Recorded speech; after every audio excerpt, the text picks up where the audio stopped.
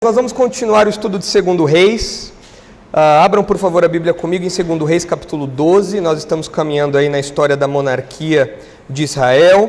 Hoje, começaremos um trechinho que trata especificamente da monarquia de Judá. Os irmãos devem se lembrar que Israel e Judá são dois reinos distintos, pelo menos nesse momento que nós estamos aqui, na maior parte da monarquia apresentada na Bíblia.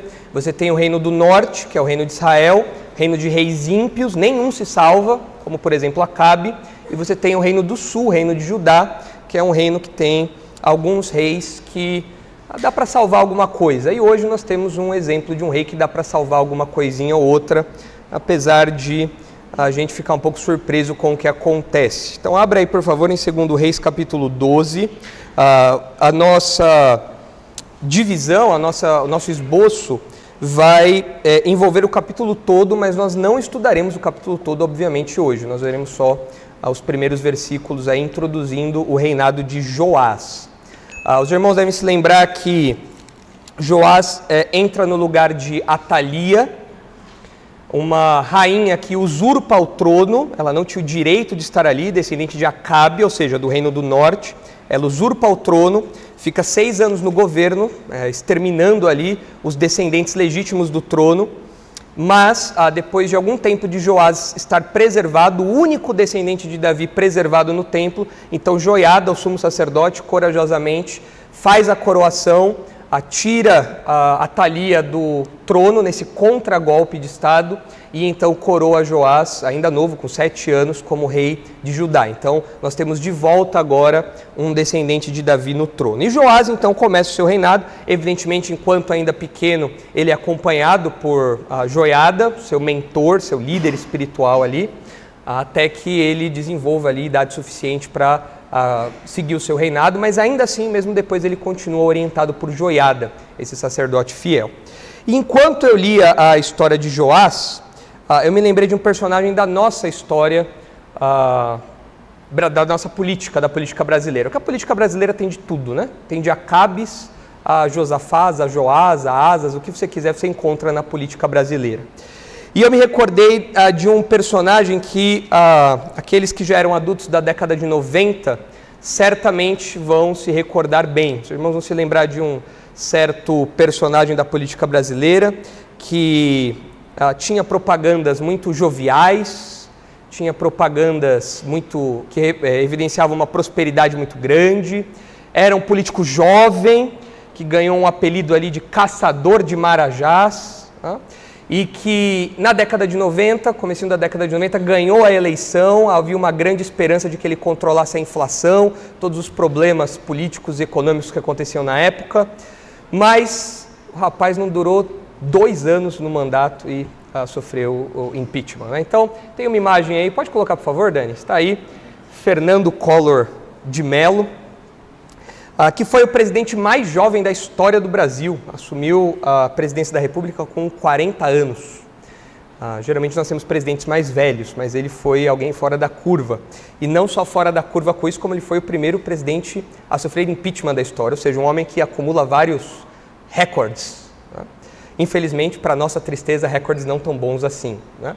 E, como eu disse para vocês, o Collor, ele começa a sua propaganda política, o seu mandato, com uma promessa de alguém que iria revolucionar, iria fazer coisas que os outros não fizeram, ia mudar muita coisa.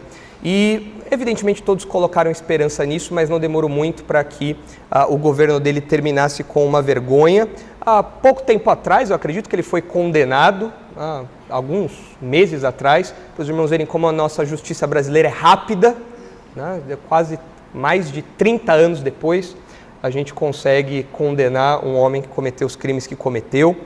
Mas no começo do mandato dele, ele tinha uma promessa muito boa. Ele queria, como eu disse, caçar os marajás, que eram funcionários públicos que ganhavam muito bem, funcionários públicos que estavam envolvidos com alguma coisa errada, algo do tipo. Mas o final do seu mandato foi um mandato marcado pelo impeachment e por essa vergonha toda. E Joás em muito se assemelha ao Collor, porque Joás começa o seu reinado muito bem. Joás começa o seu reinado promovendo reformas necessárias. Joás começa o seu reinado fazendo coisas boas, sob a liderança de Joiada. E Joás também foi o rei mais novo de Judá, como Collor foi o presidente mais novo que nós tivemos na nossa história. Mas as semelhanças não param por aí, porque assim como Collor também desandou feio, ali numa outra parte do seu mandato, pelas medidas que tomou, pelas corrupções que se envolveu e tudo mais, também Joás se envolve em questões surpreendentes. Nós não vamos conseguir ler toda a história de Joás hoje, porque o texto de 2 Reis não nos traz tantos detalhes como o texto de 2 Crônicas nos traz. Então nós vamos em determinados momentos pular para Crônicas. Mas conforme nós lemos essa história, nós ficamos tristes. Eu comentei até com a Isabela essa semana, enquanto estava estudando essa história, que eu fiquei triste. Teve uma hora que eu parei, fiquei olhando para o nada. Como pode um negócio desse? Um homem que começa tão bem, tinha tudo para dar certo, um descendente de Davi, no trono de Judá, Deus abençoando, Deus trazendo a paz ao reino, a alegria, o povo junto, mas ele termina de um modo desastroso e ele termina recebendo uma espécie de golpe também.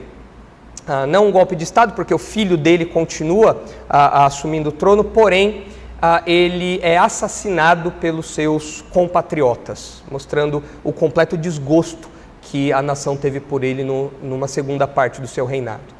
Então é muito triste a história de Joás e ela vai ensinar bastante coisa para nós. E o que eu quero colocar como esboço para os irmãos, para orientar o nosso estudo, está aí na tela. Envolve todo o capítulo 12 de 2 Reis e também o capítulo 24 de 2 Crônicas, por isso a gente vai ficar alternando aí entre esses dois livros. Então, deixe sua Bíblia marcada em 2 Reis 12 e deixe o dedinho marcado lá em 2 Crônicas 24. O que nós temos aqui é o seguinte, mensagem central: a fidelidade condicional termina em juízo divino. O que é a fidelidade condicional? É aquela fidelidade que acontece apenas sob determinadas circunstâncias, sob determinadas influências. Joás é um bom rei somente enquanto Joiada está vivo.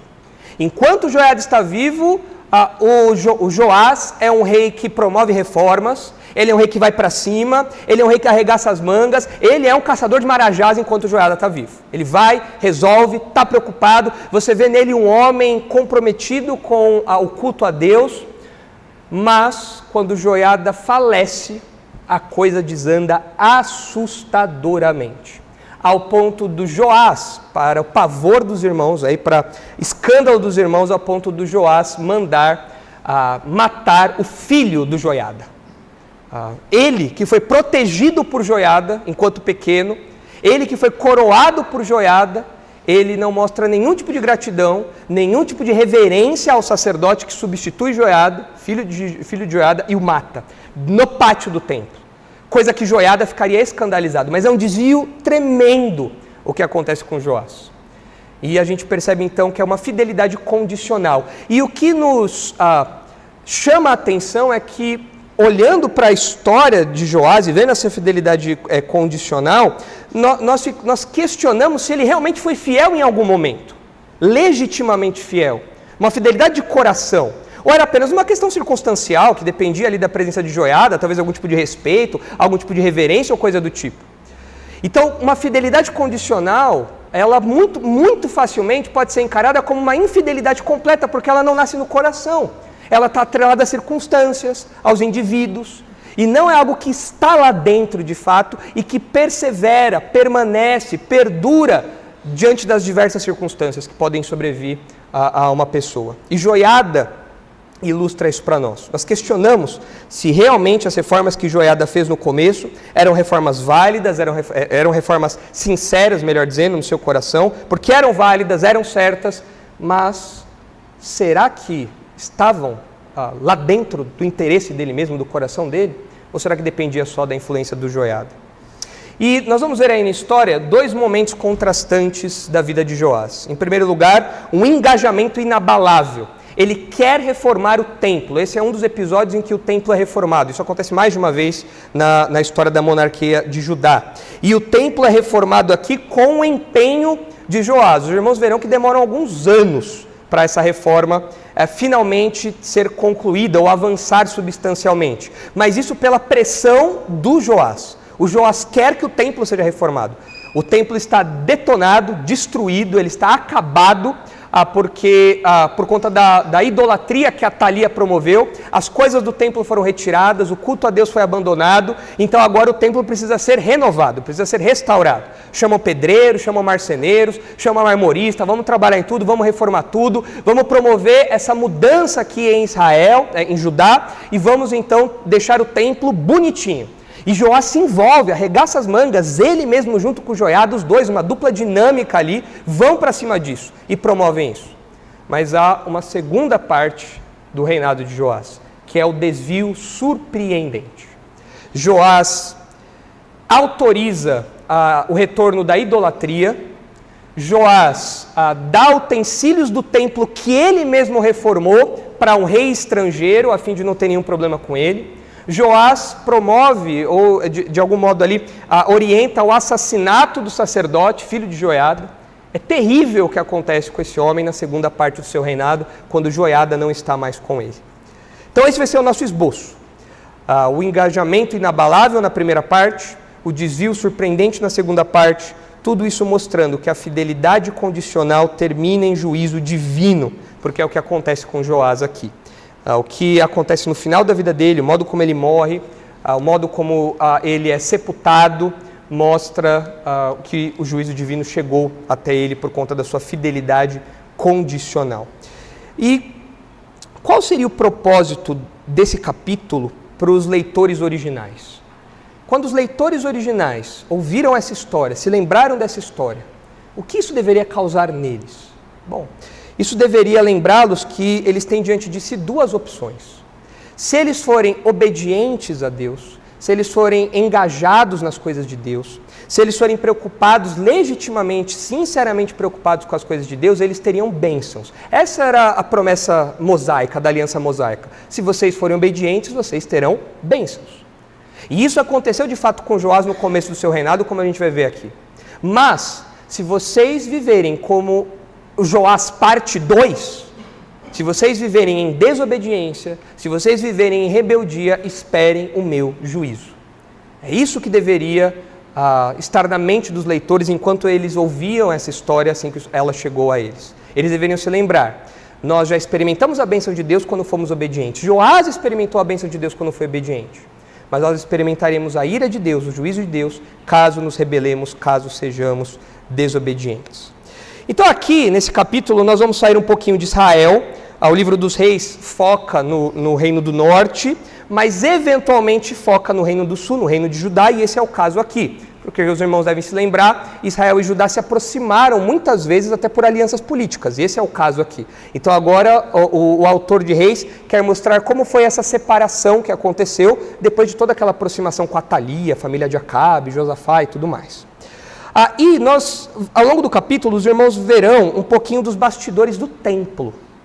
Porque enquanto o Joás e o Joiada promovem a reforma do templo, que tem um peso gigantesco aqui no reinado, no governo de Joás, nós vamos poder observar um pouquinho das dificuldades que permeavam essa instituição.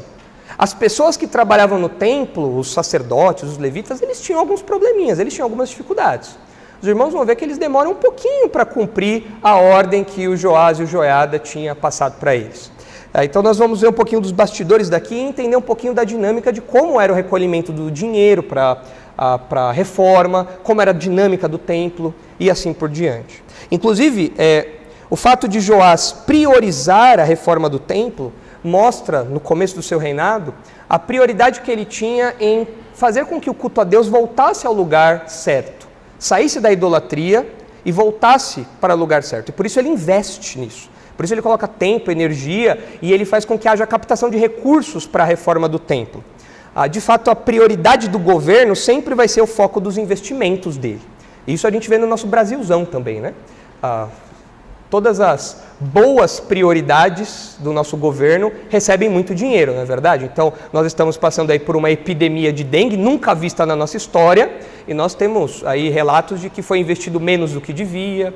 Houve negligência de envio de recursos, mas ainda bem que a lei Rouanet para o show da Madonna, sei lá, para essas coisas assim, tudo isso daí tá em dia, né? Esses espetáculos, toda a parte artística que envolve as coisas no Brasil, o governo tem priorizado muito bem, porque essa deve ser a prioridade de um governo, não é o pão e circo, como a gente sempre vê aí, ou a picanha e o show de stand-up, seja lá o que a gente imaginar. De todo caso, aqui a gente percebe que Joás, ele prioriza o templo. Então ele investe nisso, ele coloca seus esforços nisso, mas isso só numa primeira parte, a gente vai ver um pouquinho como funciona aí essa dinâmica do templo. Vamos olhar então para a primeira parte do nosso esboço aí, começar a olhar a história de Joás, vendo o engajamento inabalável desse rei que começa bem e termina mal. Veja aí algumas informações gerais logo no começo de 2 Reis 12:1 e também de 2 Crônicas 24. Diz assim o texto: No 7º ano de Jeú, começou Joás a reinar, e 40 anos reinou em Jerusalém. Era o nome de sua mãe Zíbia, de Berseba. E 2 Crônicas 24:1, fazendo paralelo desse versículo, diz que Joás tinha 7 anos de idade quando começou a reinar, e 40 anos reinou em Jerusalém. Nós temos aí a nossa linha do tempo. Pode pôr, por favor, Dani, a nossa linha do tempo, só para nós nos localizarmos aí. O autor dá aqui para nós algumas referências cronológicas, é o 7º ano de Jeú. Então, lá em cima, no Reino do Norte, Jeú está reinando depois daquele golpe de Estado. E 7 anos depois, então, o Joás começa a reinar ali onde está Laranjinha. E ele reina por 40 anos. Ele foi um dos reis de Judá que mais reinou. Ele está entre os 5 reis que teve o reinado mais extenso, mais longo. Ele reinou durante 40 anos, alguns reinaram mais, outros reinaram um pouco menos, mas ele está aí no top 5 dos reis que reinaram por bastante tempo em Judá. E ele reinou dos anos 835 a 796. Então aqui, esse trecho que nós estamos entrando aqui agora, ele começa nesse período, mas a reforma provavelmente acontece um pouquinho de tempo depois, já que ele precisa crescer um pouquinho, ele ainda é muito novo, tem 7 anos, está sendo orientado por Joiada. Então a história nos diz que em algum momento aí desse período de 40 anos, ele promove essas reformas. O texto diz para nós que a mãe dele se chamava Zíbia e era de Berseba. Essa informação era uma informação comum para um registro dos reis, de saber de onde ele vinha e tudo mais, já aconteceu outras vezes nos reis, mas aqui tem parece que tem uma relevância sutil, é uma informação que tem um propósito sutil aqui, porque ao mencionar que Zíbia, mãe de Joás, era de Berseba, Berseba é uma cidade que ficava no extremo sul de Judá, bem longe do Reino do Norte. E os irmãos devem se lembrar que pouco tempo atrás, quem estava influenciando e até reinando no sul era o pessoal do norte. Era Atalia, filha de Acabe e tudo mais. Então era o pessoal de cima. E agora o texto diz, nós rompemos completamente com aquilo. Tanto que a mãe de Joás é lá da ponta sul, está lá embaixo. Ela não tem nada a ver com o pessoal do norte. Ela não tem conexão com o pessoal do norte. Ela é de Berseba. E Joás segue esse mesmo caminho. Mostrando aí essa separação que acontece entre o Reino do Norte e o Reino do Sul, uma aproximação que só trouxe a desgraça para Judá, quase extinguiu a linhagem davídica, mas agora você tem um afastamento aí, e o autor nos dá esse detalhe, não só a título de informação, mas também um reforço sutil dessa separação. O texto continua, versículo 2, 2 Reis 12:2. Fez Joás o que era reto perante o Senhor. Fala, uau, finalmente! Saímos de um período de tomar omeprazol o tempo todo, quando vinha para o culto, porque tinha muito sangue, porque tinha reis maus, porque tinha muito pecado, e agora o texto nos diz, fez Joás o que era reto perante o Senhor. Outros reis receberam também esse título, não muitos, mas outros reis receberam também esse título, fez o que era reto perante o Senhor. Opa, que bom, ainda bem, vamos agora entrar no período de tranquilidade. Mas o texto traz um complemento. Fez Joás o que era reto perante o Senhor, todos os dias em que o sacerdote Joiada o dirigia. O que fica implícito aqui? Que depois que o Joiada foi embora, o Joás desandou. E de fato é isso que acontece. No texto de Reis, isso fica um pouco mais sutil a partir do versículo 17. Mas no texto de Crônicas isso é muito claro, e é por isso que a gente vai precisar recorrer para lá algumas vezes. Crônicas também repete essa informação, falando que ele foi fiel todos os dias o sacerdote Joiada. Então era uma fidelidade condicionada à presença desse sacerdote. Então parece que o Joás, ele não tinha nenhuma firmeza teológica pessoal. Ele não tinha nenhum compromisso interior firme de fidelidade a Deus. Parece que era derivado de Joiada, era dependente de Joiada. É por isso que a nossa mensagem central fala de uma fidelidade condicional, porque dependia do Joiada. O Joiada saiu de cena, o negócio desandou. Parece que assim era o Joás, e isso trouxe consequências amargas para ele, tanto que, como eu disse, ele vai cair no desgosto popular, ao ponto de ele ser enterrado sem muita ênfase, sem muitos destaques, sem muito prazer, sem muita alegria pelo que ele fez. Isso contrasta muito com o governo do reinado dele, o início do reinado dele. Os irmãos veem aí como termina o capítulo 11, o versículo 20 fala: alegrou-se todo o povo da terra. Eles estavam felizes porque Joás tinha subido ao trono, porque um descendente de Davi estava no trono de novo. Mas a história de Joás termina com o oposto disso. A história de Joás termina com desgosto popular. Ele caiu na pesquisa do Ibope. Ninguém mais gostava muito do Joás, tão diferente de como ele começou o seu reinado. E isso revela para nós, irmãos, essa história toda que eu tenho contado para os irmãos aqui de modo resumido, e nós vamos ver aqui no texto, revela para nós o perigo de uma fidelidade condicional, ou seja, o perigo de uma fidelidade, de uma obediência que só acontece sob determinadas circunstâncias. É muito perigoso uma fidelidade dessa. Os leitores deveriam olhar para si e falar: pera, eu não quero ter uma fidelidade como a de Joás. Eu quero ter um compromisso firme de geração em geração. Independente das circunstâncias, quer nós estejamos no exílio, quer nós estejamos de volta na nossa terra, onde nós estivermos, eu quero me manter fiel ao Senhor. Diferente do que Joás fez. Eu não quero condicionar a minha fidelidade a lideranças ou a circunstâncias específicas. E isso é muito relevante para nós hoje. Porque nós podemos viver um tipo de fidelidade condicional também. Nós podemos viver um tipo de fidelidade que só acontece em determinadas circunstâncias, sob determinados cenários, sob a influência de determinadas pessoas. É muito comum você ouvir esse fenômeno, que não está restrito aos dias de Joás, acontecendo em outros exemplos, em outros contextos. Você tem filhos, por exemplo, que são super santinhos enquanto estão na casa dos pais. Aí o filho decide morar sozinho. Vou trabalhar em outro lugar, vou estudar em outra cidade, eu vou embora. Ele sai da casa do pai, sai debaixo da influência do pai, o menino vira um demônio. O menino se desvia completamente. Você fala: mas nossa, ele era tão bonzinho, ele ia na igreja, ele fazia tudo certinho, ele trabalhava lá na limpeza dos banheiros da igreja, ia no Daracha, ajudava o Júlio a evangelizar, cantava às vezes com o Daniel ali na frente, era tudo bonzinho, estudava a Bíblia. Ele saiu da minha casa, foi para longe e se desviou. Parece outra pessoa, porque era uma fidelidade condicional. Enquanto estava sob a pressão e influência dos pais, um santo. Saiu debaixo dessa influência, um demônio. Isso pode acontecer hoje. Ou crentes que são ativos na igreja, envolvidos na igreja, apenas enquanto determinada liderança ou determinado pastor está à frente. Quando há uma troca de liderança, uma troca de pastor, pronto, aquele crente que era uma bênção se torna uma maldição. Porque a fidelidade dele está condicionada à figura que está lá.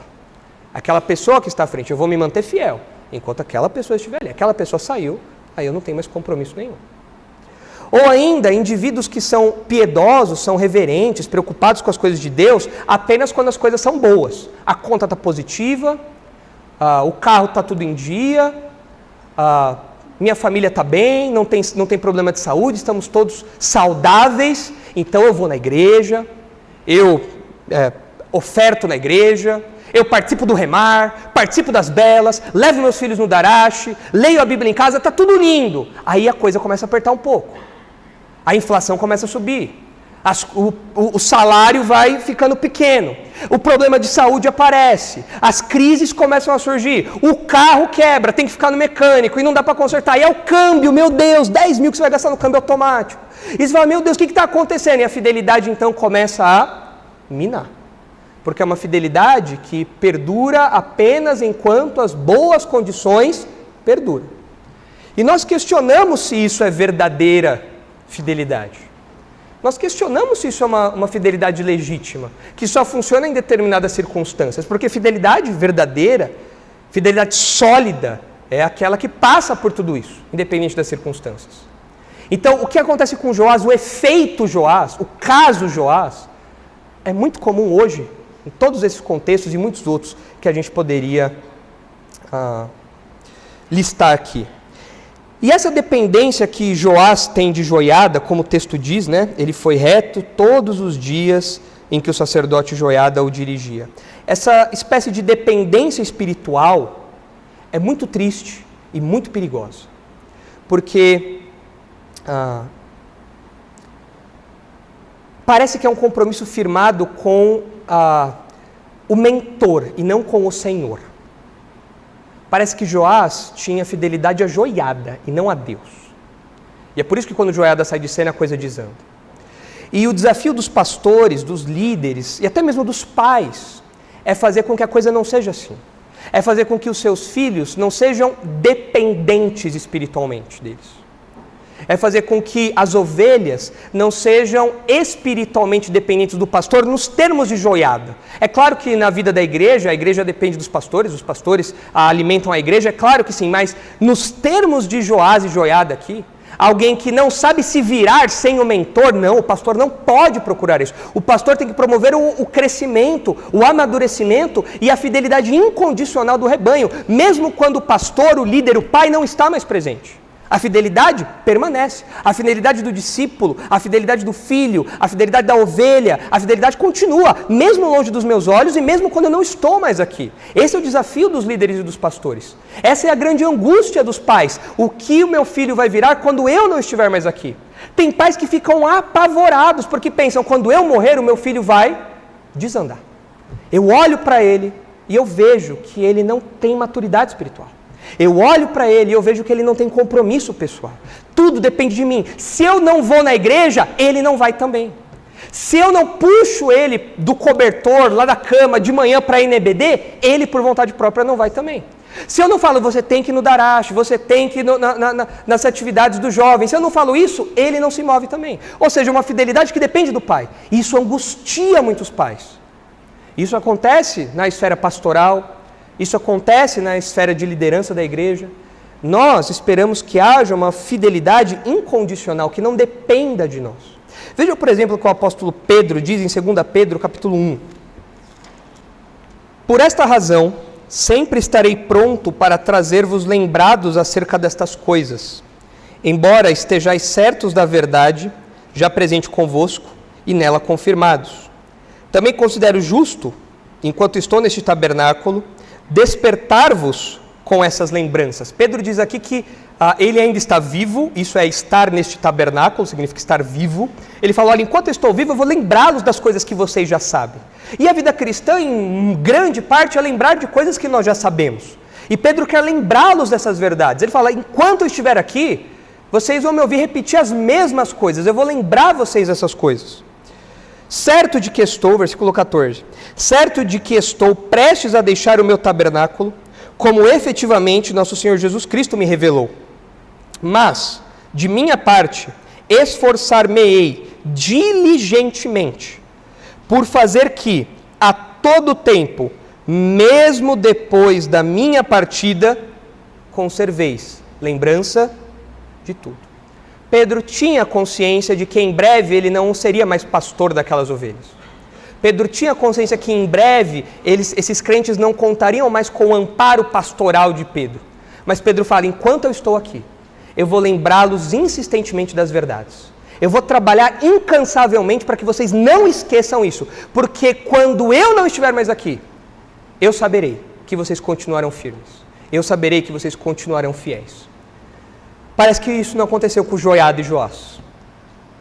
Parece que isso não aconteceu com o sacerdote e com o rei.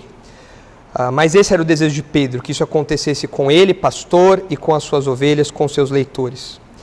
E nós, como crentes, temos esse alvo também. Os pais têm esse alvo também. Esse texto é um texto pastoral, mas pode muito bem ser um alvo pessoal como pai, um alvo paternal, um alvo maternal, de saber que, mesmo depois da minha partida, vocês conservarão lembrança de tudo. É uma fidelidade pessoal, não uma fidelidade condicional às circunstâncias. É curioso que, uma história engraçada que eu lembrei, enquanto pensava nisso, acho que, não sei se a minha mãe está aí hoje. Tá ali, mudou o lugar, perdi o meu. A senhora mudou o spot, perdi a referência. Minha mãe vai se lembrar disso, e os irmãos mais antigos também. Os irmãos sabem que na minha casa eu fui o primeiro a vir para a igreja. Morávamos eu, minha mãe e meu pai. Depois meu pai foi embora, ficamos só eu e minha mãe. Mas antes do meu pai ir embora, morávamos nós três e eu fui o primeiro a vir à igreja. Comecei a vir no que hoje é o dever, na época era o ânsia. Eu comecei a vir na igreja, fui convertido, virei membro aqui e eu vivia aqui na igreja. Tanto que em alguns momentos minha mãe, que não era crente, não entendia muito bem isso e falava: por que você não mora na igreja? Curiosamente, depois de casar, eu virei zelador da igreja um tempo, né? Mas enfim, ela falou profeticamente. Mas, e ela falava: por que você vai tanto na igreja, por que você não sai da igreja e tudo mais? E aí ela de tanto eu insistir para ela me acompanhar, ela começou a vir na igreja, isso mais ou menos em meados de 2012. E ela começou a vir na igreja, começou a ouvir as pregações, e no Encojovem de 2012 minha mãe se converteu. Foi isso, né, mãe? No Encojovem de 2012, a conferência de jovens que nós fazíamos aqui na igreja, minha mãe se converteu. E desde então fomos lá em casa, eu e minha mãe, crentes. E minha mãe entrou na classe de novos membros, como é comum, né? Não é porque é mãe de pastor que não vai passar pela classe, passa pela classe sim. Foi lá, fez a classe de novos membros, fez a revistinha, e chegou o dia da temida assembleia. Passou pelos pastores, na época era o pastor Marcos, não sei se acho que o pastor Thomas ainda estava em Atibaia ainda, ou já estava aqui? 2012, estava lá ainda, né? Então era só o pastor Marcos, passou pela liderança e chegou no dia da assembleia, que para muitos é um martírio, né? Vir aqui na frente, ouvir o seu testemunho, a sua profissão de fé, aí receber perguntas e tudo mais.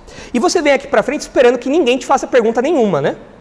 Espera que seja rápido, né? Seja uma morte lenta, uma morte rápida, não uma morte lenta, né? E no dia que a minha mãe foi recebida, eu me lembro que era café da manhã de Páscoa. Então a igreja estava lotada de gente, cheia de gente. Era isso, né, mãe? Era café da manhã de Páscoa, né? E o pastor Marcos, como habitualmente faz, ele leu a profissão de fé da minha mãe, falou lá da minha mãe e tudo mais. E ele perguntou: algum irmão tem algo a perguntar para a Kátia? E um irmão levantou a mão. Um senhor, que não é mais membro da nossa igreja. Está em outra igreja agora. Mas ele levantou a mão e falou: eu queria saber da irmã Kátia se... e a pergunta foi feita de um modo engraçado. Eu não me lembro exatamente dos detalhes, mas era mais ou menos assim. Se acontecesse alguma tragédia com seu filho, se acontecesse algum cataclisma, sei lá, alguma coisa assim, e seu filho morresse, seu filho não estivesse mais aqui, você continuaria firme aqui na igreja?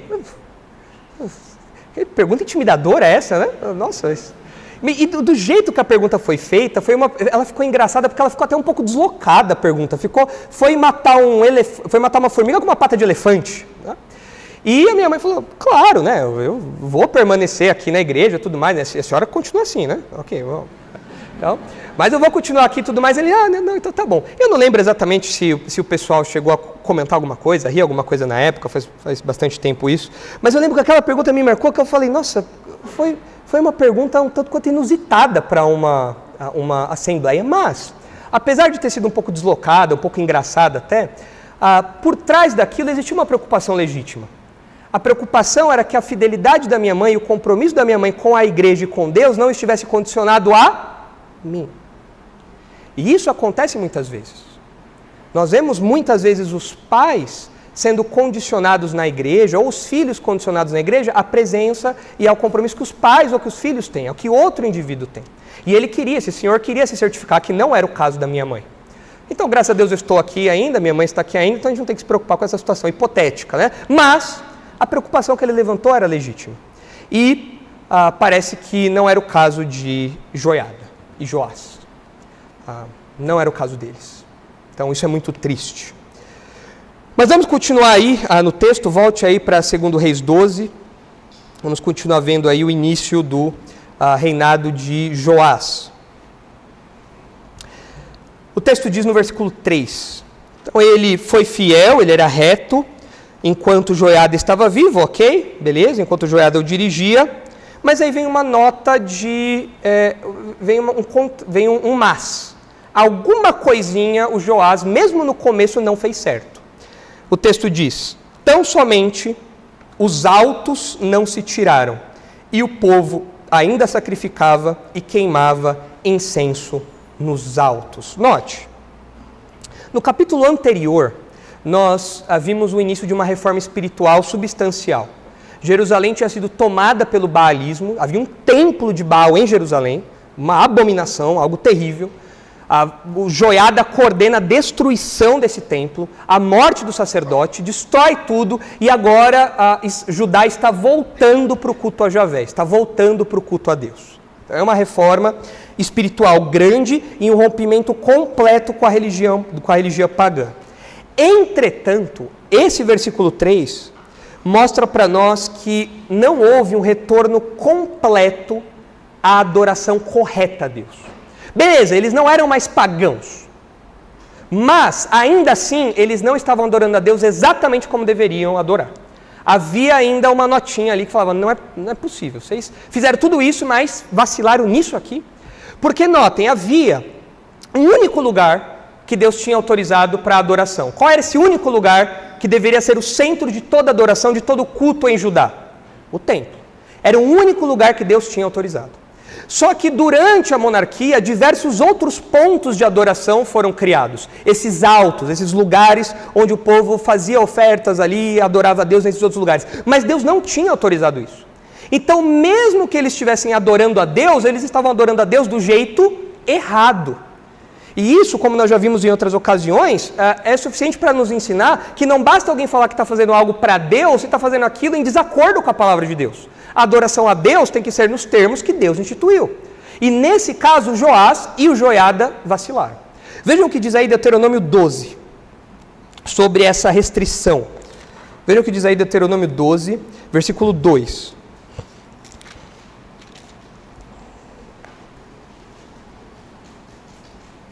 Essa falha não foi exclusiva de Joás. Asa e Josafá, bons reis, também falharam nisso. Não removeram esses lugares alternativos de adoração. Mantiveram eles paralelamente ao templo, mesmo esses lugares adorando a Deus, o que era errado, não podia. Veja aí Deuteronômio 12, 2. Destruireis por completo todos os lugares onde as nações que ides desapossar serviram aos seus deuses, sobre as altas montanhas, sobre os outeiros e debaixo de toda árvore frondosa. Deitareis abaixo os seus altares e despedaçareis as suas colunas, e os seus postes ídolos queimareis, e despedaçareis as imagens esculpidas dos seus deuses, e apagareis o seu nome daquele lugar. Isso era o que o povo deveria fazer em relação ao paganismo. 4. Não fareis assim para com o Senhor vosso Deus, mas buscarei o lugar em que o Senhor vosso Deus escolher de todas as vossas tribos, para ali pôr o seu nome e a sua habitação, e para lá ireis. E agora, nos tempos da monarquia, onde era esse lugar? Jerusalém. E onde de Jerusalém especificamente? No templo, certo? Ou seja, isso já estava prescrito há muito tempo atrás, muito antes da monarquia, muito antes do reinado de Joás.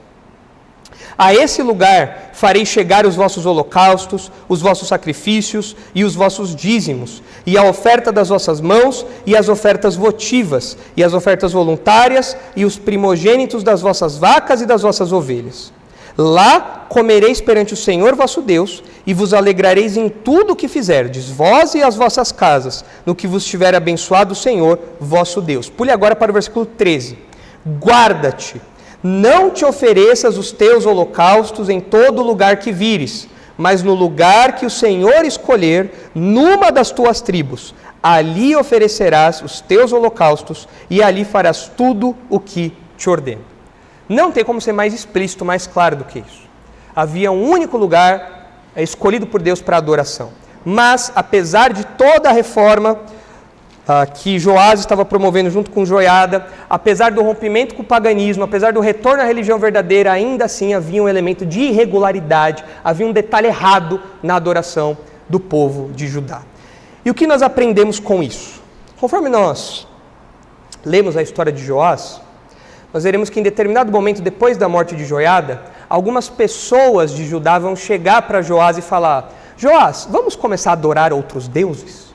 E o Joás vai falar: bora, vamos, pode adorar aí, levanta os altares idólatras, não tem problema. A gente aprende com isso que, mesmo com grandes reformas, grandes mudanças, grandes recompromissos, grandes consagrações, se você deixa uma frestinha da porta aberta, lá na frente, isso vai te dar muito problema e muita dor de cabeça. É extremamente perigoso você promover grandes reformas na sua vida, mas você fazer pequenas concessões e deixar aquilo ali. É extremamente perigoso você sair de um ambiente contaminado, impuro, idólatra, sujo, mas deixar uma frestinha da porta aberta. Mas não é só uma frestinha, não passa nenhuma mosca por ali. Com certeza passa o mosquito do Aedes aegypti. Com certeza. E nós no Brasil estamos experimentando bem isso. Um mosquitinho pequenininho causa uma grande tragédia. E aqui a gente vê isso, apesar da grande reforma que Joás e Joiada fizeram, essa pequena concessão fez com que lá na frente isso contribuísse para o retorno da idolatria em Judá. Essa pequena frestinha da porta. E nós, como crentes hoje do século XXI, quando nós negligenciamos detalhes da nossa vida cristã, detalhes pequenos da nossa vida cristã, pecados pequenos da nossa vida cristã, nós deixamos como que uma portinha, uma frestinha da porta aberta. E isso pode, e geralmente nos leva a pecados maiores depois.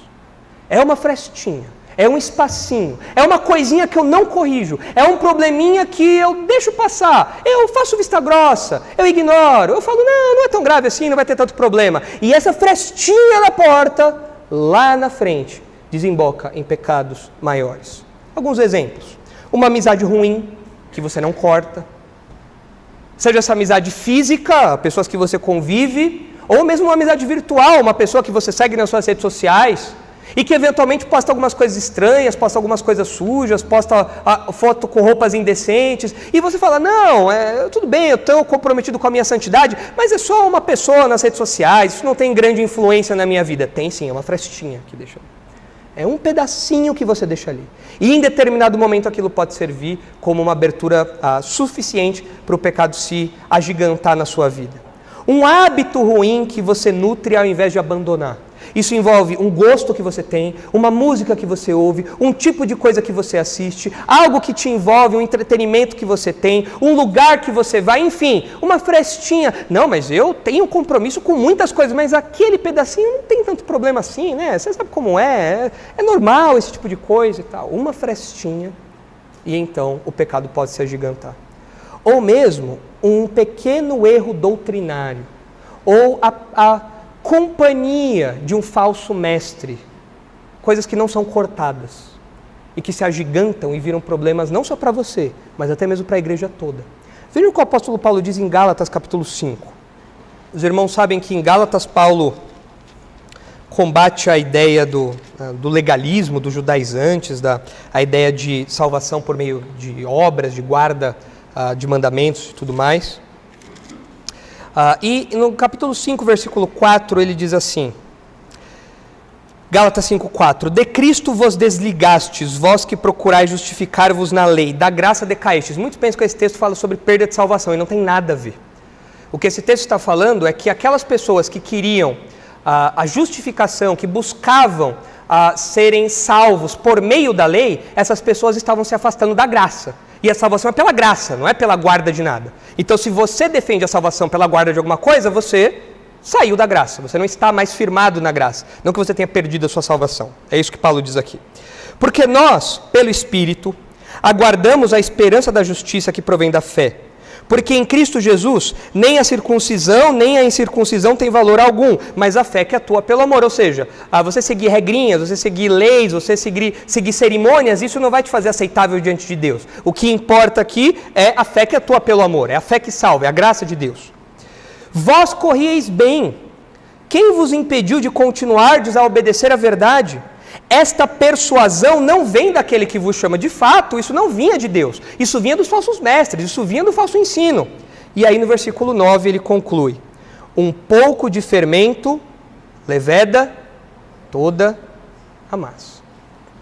Quanto de fermento você põe num pão e no bolo para que ele cresça? Uma pitadinha. Se você põe demais, o negócio cresce. E já um pouquinho de fermento faz com que a massa cresça, com que a massa levede. O que Paulo diz aqui é que aquele pequeno ensino, que talvez parecesse inofensivo para aqueles crentes, estava estragando a vida espiritual deles. Quando Paulo diz aqui um pouco de fermento leveda toda a massa, isso provavelmente era um ditado comum da época, algo conhecido da época. E a palavra que é traduzida aqui por um pouco é a palavra mikros. É de onde nós temos, né, a palavrinha micro também. Coisas pequenas. Algo micro. Algo pequenininho. Uma frestinha na porta.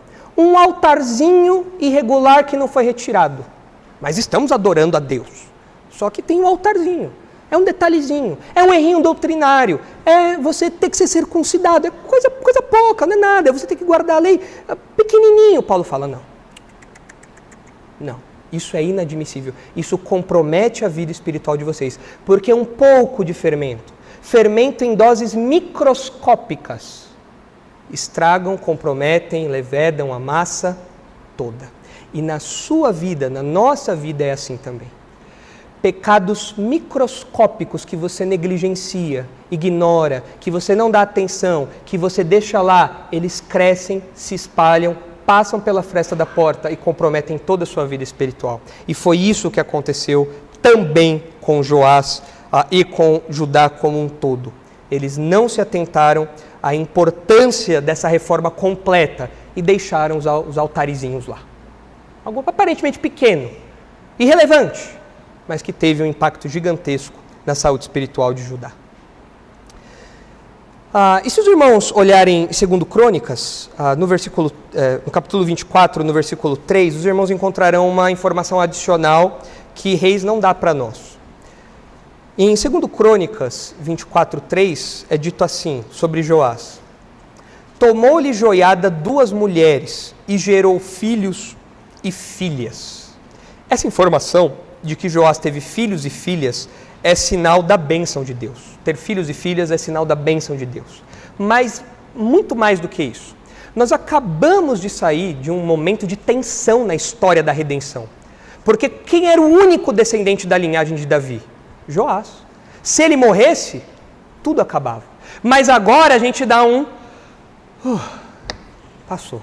Por quê? Porque agora o Joás tem filhos e filhas. Ufa.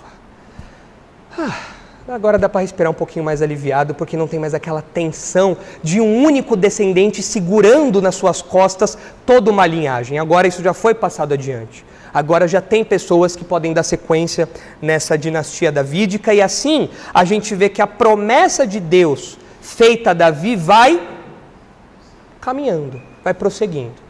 Apesar da infidelidade de Joás, apesar da mancada que Joás dá, ele tem filhos e filhas, e isso mostra que a promessa de Deus feita a Davi vai caminhando. Que a aliança de Deus com Davi continua de pé.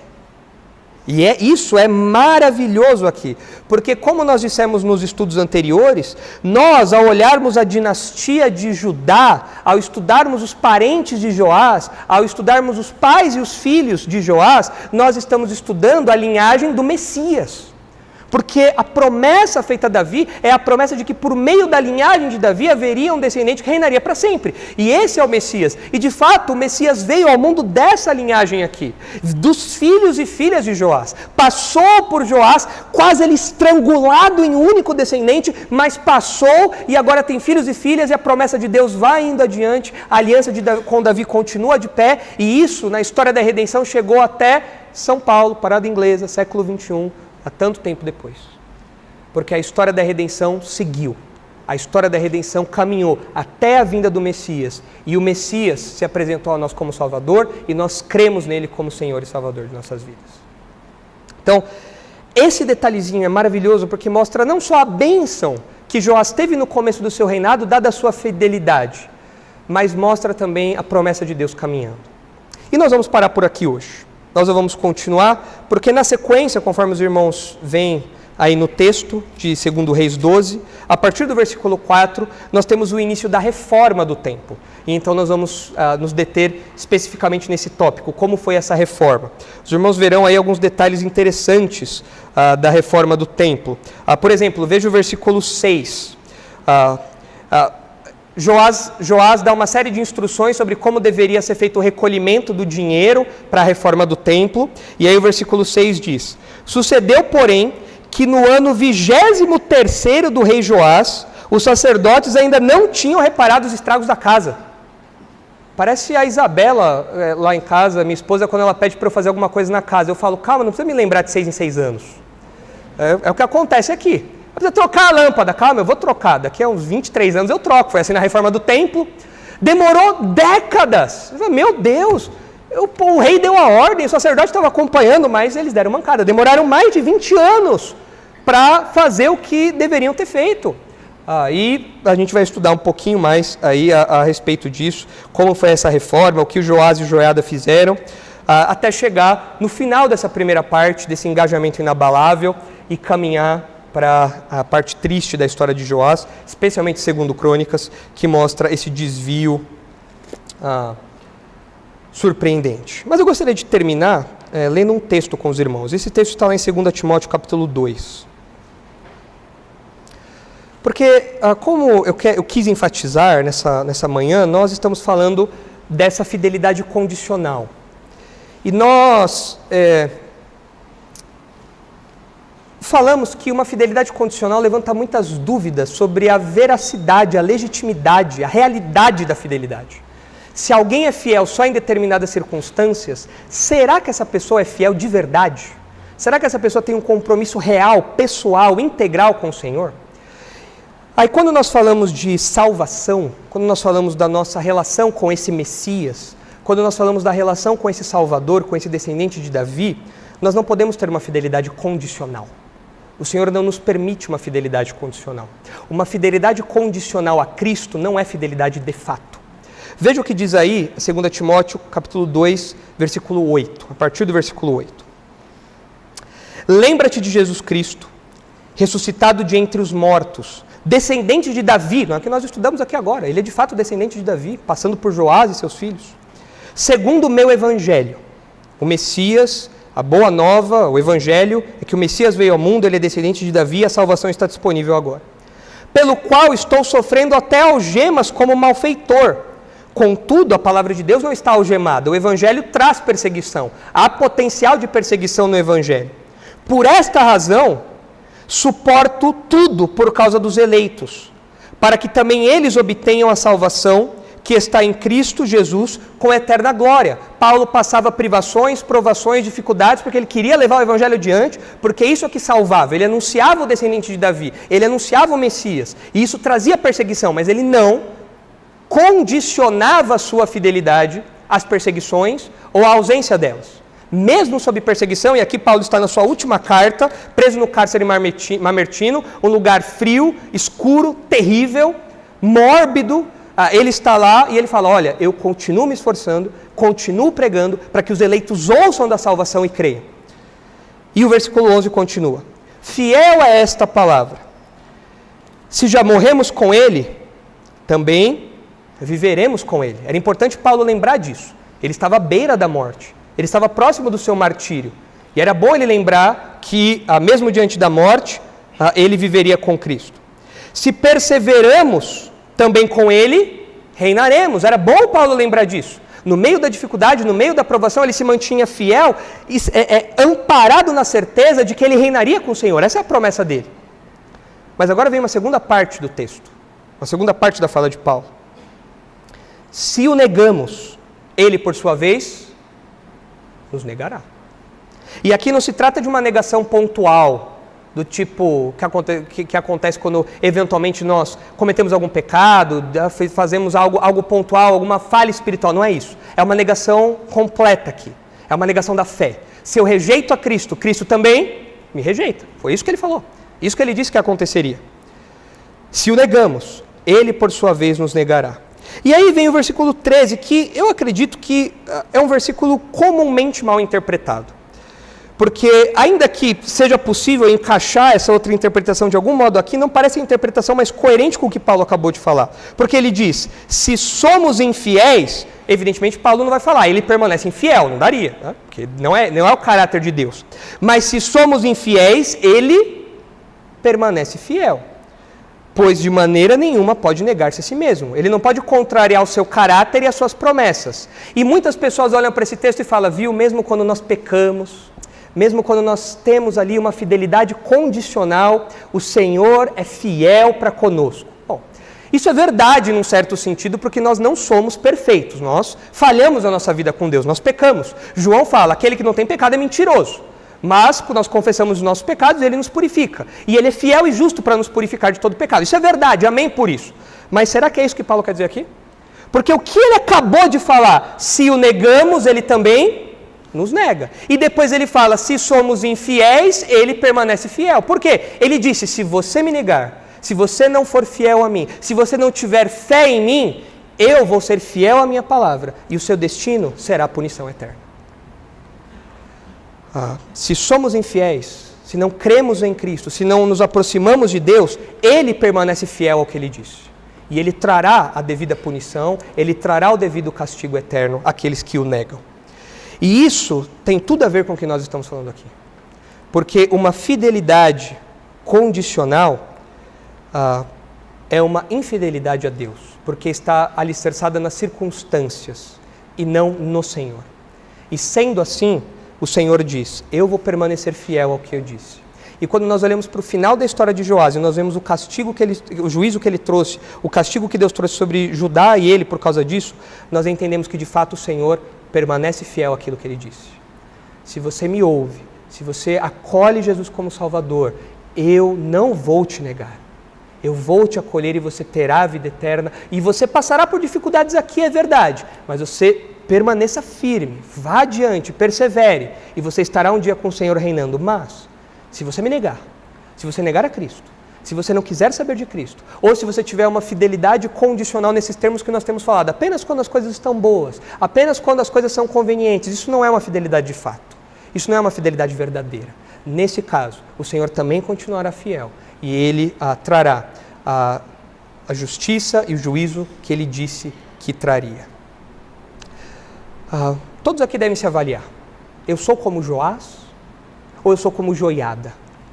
O texto diz que Joiada morreu foi até o final da sua vida fiel a Deus. Eu sou Joiada, eu tenho um compromisso com o Senhor e, portanto, persevero aqui mesmo diante das dificuldades, mesmo diante das provações, mesmo diante dos cárceres, mesmo diante da zombaria. Eu permaneço fiel, mostrando a veracidade da minha fé e então me aproximando de Joiada, ou eu sou como Joás, que falo que sou crente, mas tenho apenas algo superficial que parece que está muito mais atrelado a circunstâncias e a outras pessoas do que a um compromisso pessoal. Se esse é o seu caso, talvez você tenha que reavaliar a sua fé e ver se ela está no lugar certo, na pessoa certa. Porque se ela não estiver na pessoa certa, se ela não estiver no descendente de Davi, essa fidelidade, que é uma fidelidade superficial, frágil, que não é legítima, profunda, ela receberá no final da história o juízo de Deus. E meu desejo é que todos aqui tenham a fé verdadeira no Senhor e um dia reinem com Ele, se aproximando de Joiada e se distanciando de Joás. Vamos orar? Santo Deus, nós somos fracos, nós somos pecadores de fato e nós não conseguimos nos aproximar do Senhor em fidelidade integral, a não ser que o Senhor venha graciosamente até nós. E isso é o que o Evangelho diz, que em Jesus Cristo nós temos salvação. E o Senhor coloca em nosso coração a fé em Cristo, para que nós perseveremos em meio às provações, dificuldades, às circunstâncias adversas, e nós tenhamos a certeza de que estaremos com o Senhor para sempre, porque estamos alicerçados nessa fé que não é uma fé condicional, não é uma fidelidade condicional, é uma fé alicerçada na verdade e é uma fé integral, que não depende de outras pessoas e das circunstâncias ao nosso redor. Nós pedimos que o Senhor mantenha essa verdade no nosso horizonte, diante dos nossos olhos, para que nós nos revigoremos diariamente nela, para que nós sigamos o exemplo de Joiada, que seguiu firme e fiel até o fim da sua vida, e nos afastemos dos erros de Joás, que parecia ter essa fidelidade condicional, mas deixou pequenas brechas, pequenas portas abertas, pequenas entradas sem fechar, e isso lá na frente resultou em grandes problemas. Livra-nos disso, por favor, Pai. Dá-nos uma percepção real dessas verdades, que isso entre no nosso coração, que isso nos torne mais santos, mais próximos do Senhor, mais compromissados com o Senhor, de modo que a nossa fé se desenvolva, a nossa salvação se desenvolva, e nós, então, amadureçamos como crentes. É em nome de Jesus que nós oramos agradecidos. Amém.